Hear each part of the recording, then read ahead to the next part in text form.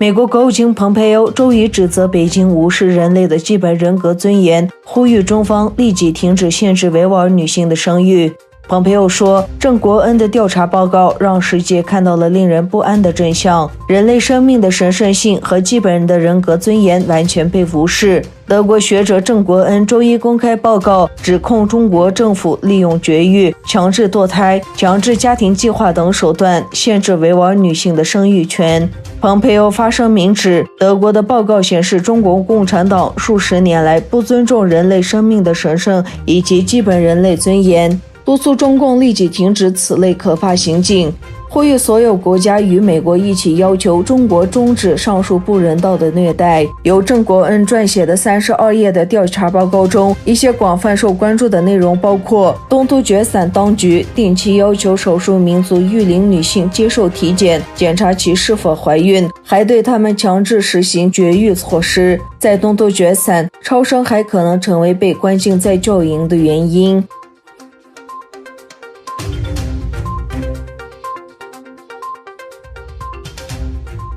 位于德国蒂斯堡的东突厥散文化和信息中心为妇女举办了培训班。6月30日星期二，东突厥散文化和信息中心举办了关于妇女如何适当利用媒体的培训班。特殊教育老师埃布鲁卡亚女士介绍说，该培训计划是为了德斯堡居民提供的一项志愿服务。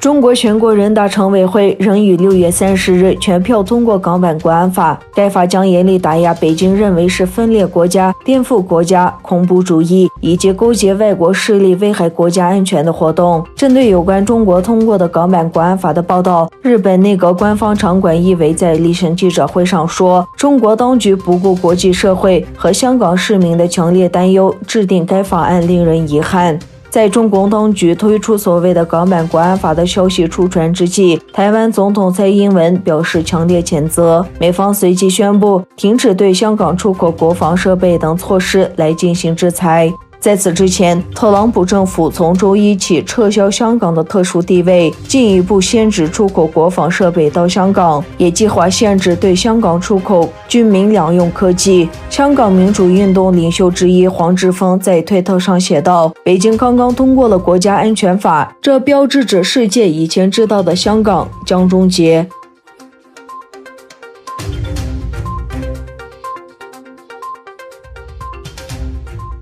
根据参议院上周提出的法案，美国将能够从土耳其购买由俄罗斯制造的 S-400防空系统。参院多数党党鞭图恩提出了一项对2021年国防授权法案的修正案，允许国防部使用美国陆军的导弹采购资金来完成上述交易。据悉，该法案是美国国会试图在 F-35 联合攻击战斗机问题上打破僵局的一种尝试。1年前，美国将土耳其处决出多国参与的 F-35 项目，因为土耳其以25亿美元的价格获得了俄罗斯 S-400防空系统的订单。